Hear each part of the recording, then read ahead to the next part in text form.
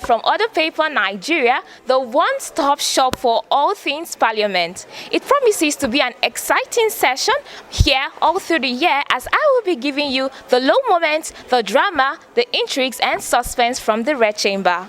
On this note, I welcome you to the first edition of the year 2020, and I remain Titilope Fadare.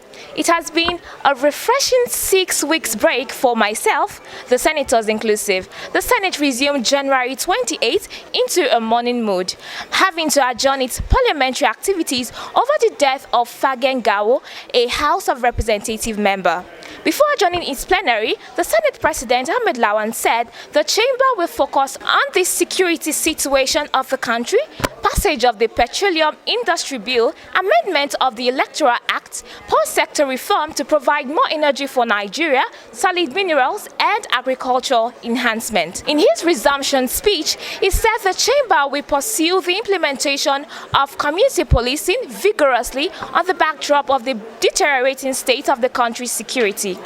The following day, the tempo of the chamber switched up during a debate on insecurity with the contribution of the minority leader, Senator Sen Abaribe, who called on the President Muhammadu Buhari to resign over his inability to address the security situation. Hear him. We did not elect the Chief of Staff. We did not elect the Joint Chiefs. We did not elect the National Security Advisor.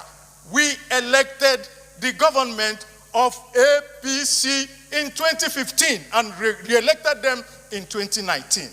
The reason why we re-elected them was that they continued to tell us that because they had the key to security, and the whole Nigeria voted them in 2015, and I agree with that. And I'm saying, Mr. President, when you want to deal with a matter, you go to the head.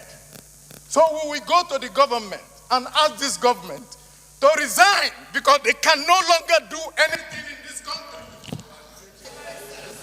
Mr. President, in conclusion, yes, Nigerians voted a government into power. And that government even said, if we don't perform, stone us. We are going with the stones to stone them now because they are no longer. Mr. President, because we have to get to the root of this matter, I can only say one thing. Those who live by propaganda will die by propaganda.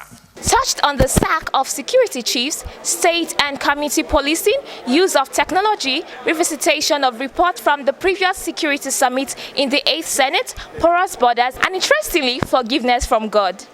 The Red Chamber resolved to summon the Inspector General of Police, who will appear before plenary February 5.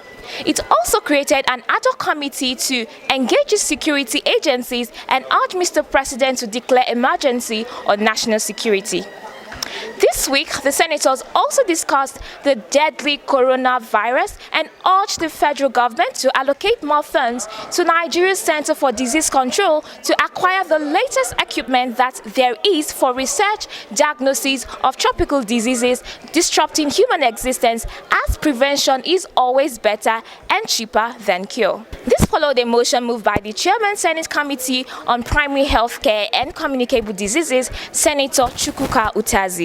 The Senate will probe the Nigerian National Petroleum Corporation (NNPC) for expending $396 million on a turnaround maintenance of refineries in the country between 2013 and 2015, following a motion moved in the chamber by Senator Yusuf.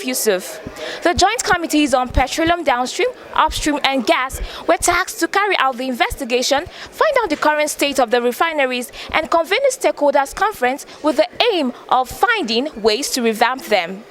To end this episode, reprieve is underway for Abuja indigenes as the Senate urged President Buhari to consider their inclusion in ministerial nomination as ruled by the Court of Appeal Abuja in 2018.